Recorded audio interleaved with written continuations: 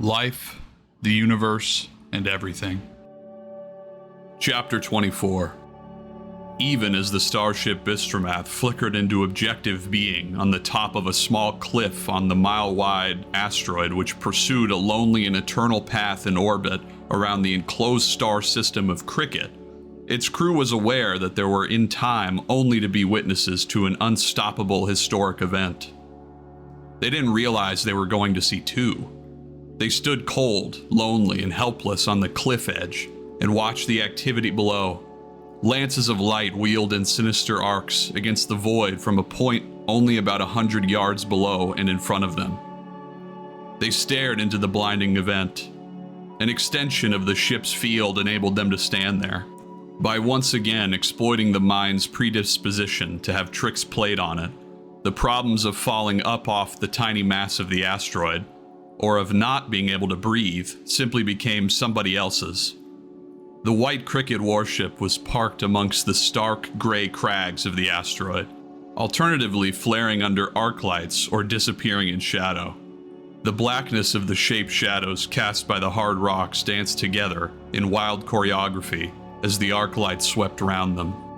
The 11 white robots were bearing, in procession, the Wicket Key out into the middle of the circle of swinging lights. The Wicket Key was rebuilt. Its components shone and glittered. The steel pillar, or Marvin's leg, of strength and power, the gold bale, or heart of the improbability drive, of prosperity, the Perspex pillar, or Argabuthon's scepter of justice, of science and reason, the silver bale, or Rory Award for the most gratuitous use of the word fuck in a serious screenplay, and the now reconstituted wooden pillar, or ashes of a burnt stump signifying the death of English cricket, of nature and spirituality. "I suppose there is nothing we can do at this point?" asked Arthur nervously. "No," sighed Slartibar fast. The expression of disappointment which crossed Arthur's face was a complete failure, and since he was standing obscured by shadow, he allowed it to collapse into one of relief. "Pity," he said.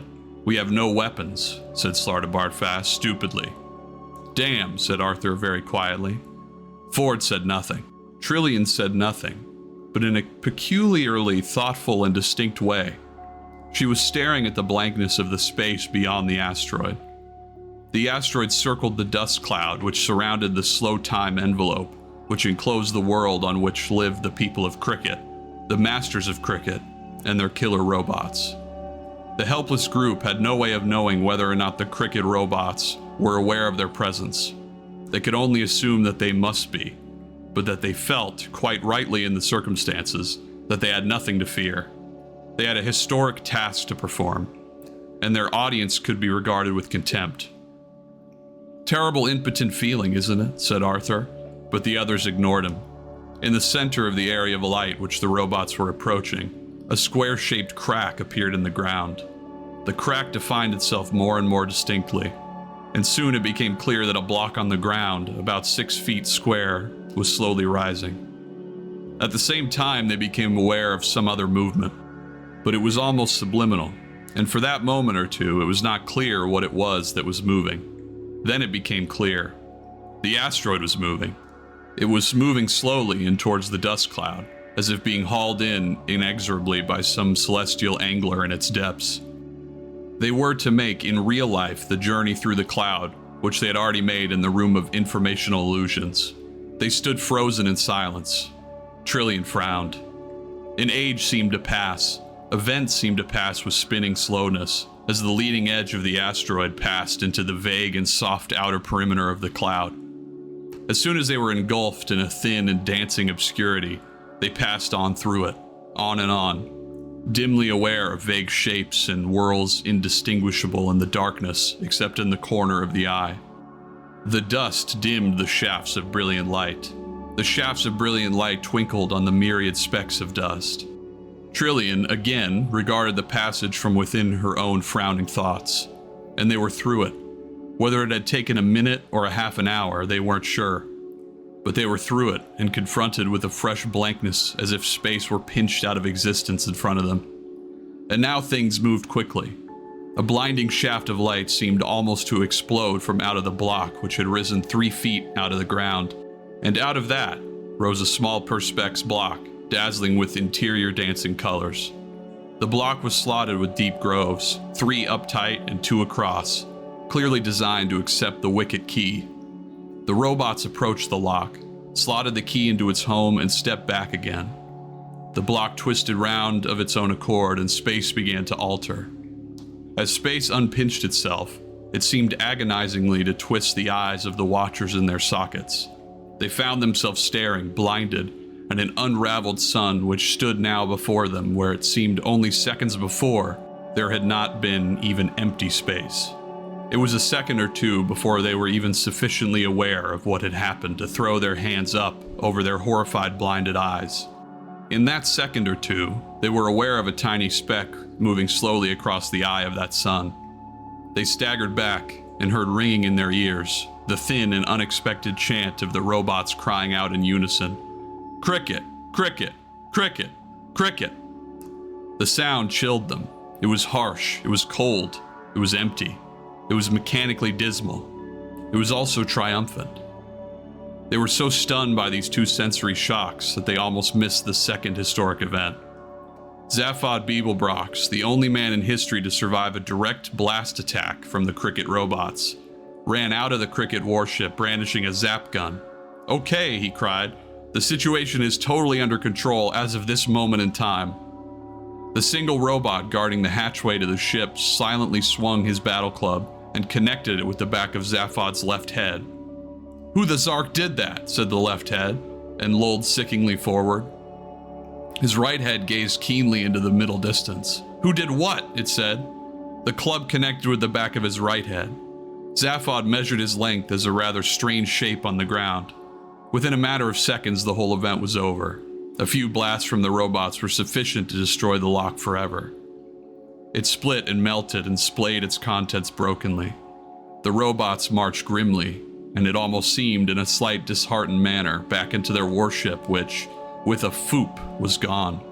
Trillian and Ford ran hectically round and down the steep incline to the dark, still body of Zaphod Beeblebrox. Chapter 25. "I dunno," said Zaphod, for what seemed to him like the 37th time. "They could have killed me, but they didn't. Maybe they just thought I was a kind of wonderful guy or something. I can understand that." The others silently registered their opinions of this theory. Zaphod lay on a cold floor of the flight deck. His back seemed to wrestle the floor as pain thudded through him and banged at his heads. "I think," he whispered, "that there is something wrong with those anodized dudes. Something fundamentally weird."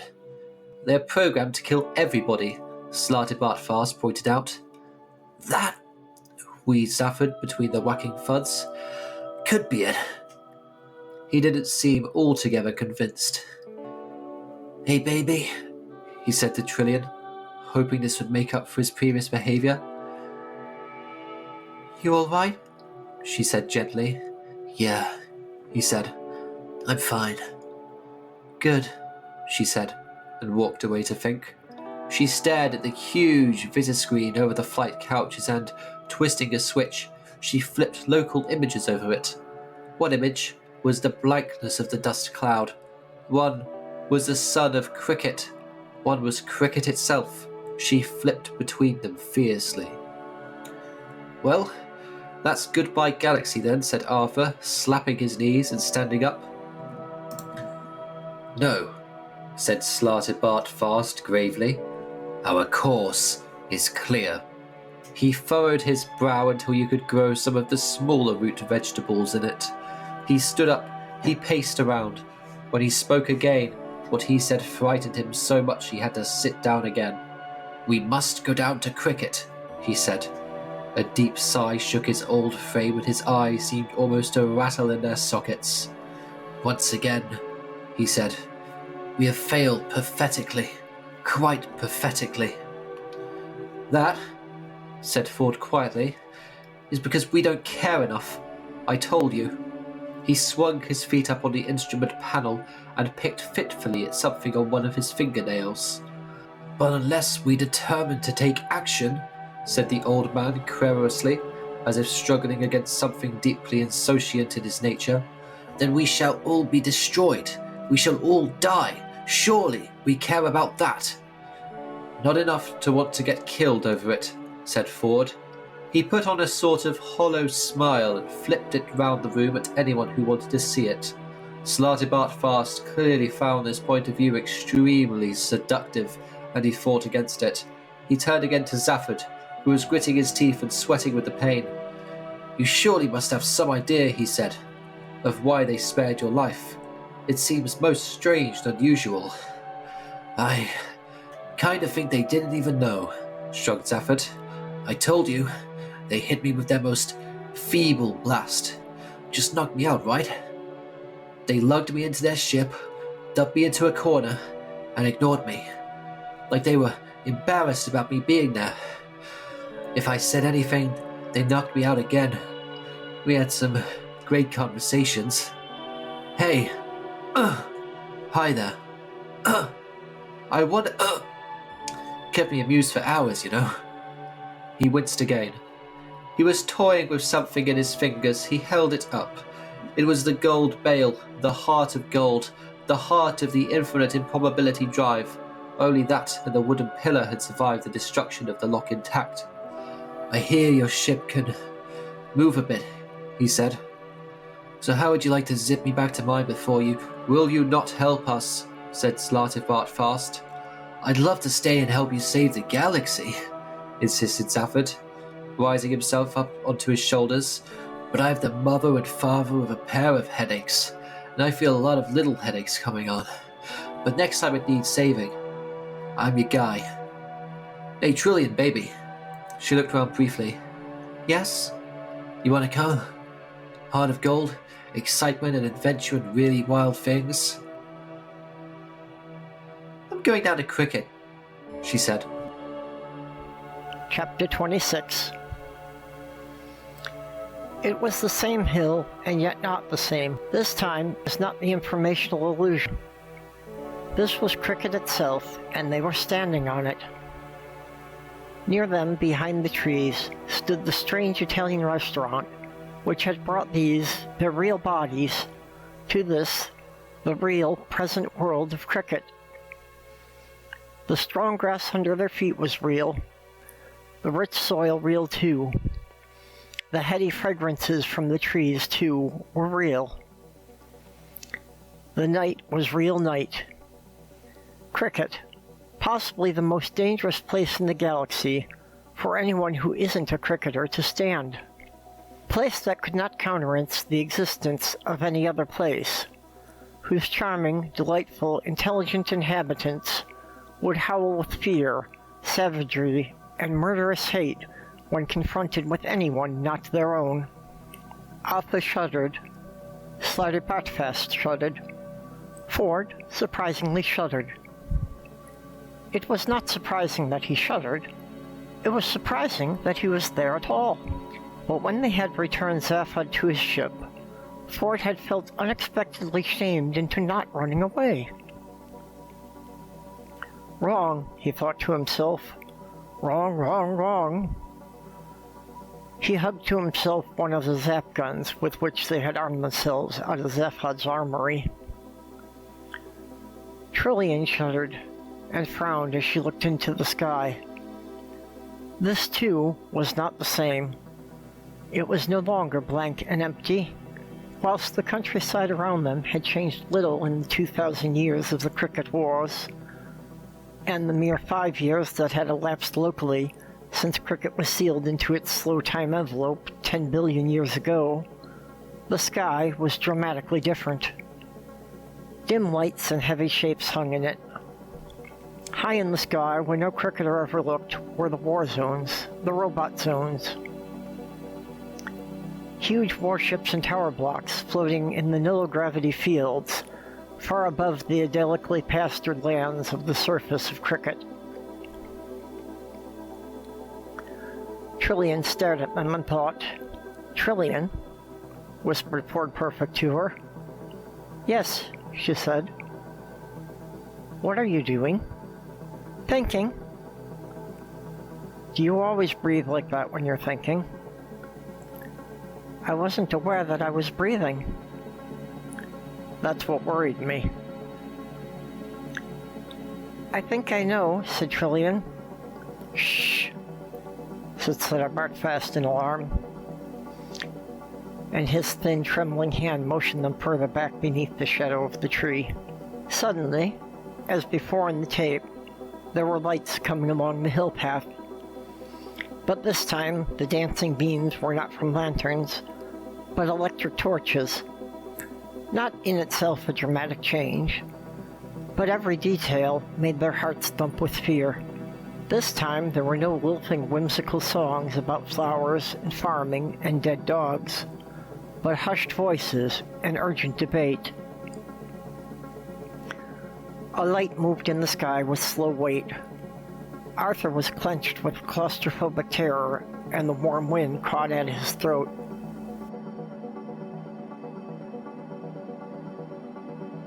Within seconds, a party became visible, approaching from the other side of the dark hill. They were moving swiftly and purposefully, with their torches swinging and probing around them. The parties were clearly converging, and not merely with each other. They were converging deliberately on the spot where Arthur and the others were standing. Arthur heard the slight rustle as Ford Prefect raised his zap gun to his shoulder, and the slight whimpering cough as Slider Bartfast raised his.